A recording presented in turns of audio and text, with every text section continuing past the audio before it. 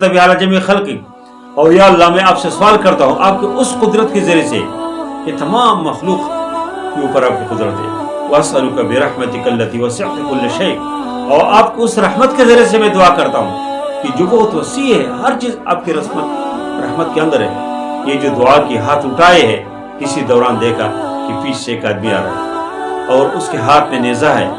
जब छोड़ दे देखा कि पीछे से कोई इस तरह आदमी आ रहा है, उसके हाथ में नेज़ा है, तो छोड़ दे, ताजिर को छोड़ दिया। और उनका ख्याल था कि पहले मैं तो उस आदमी से लड़ो, ताजिर तो वैसे खाली हाथ है।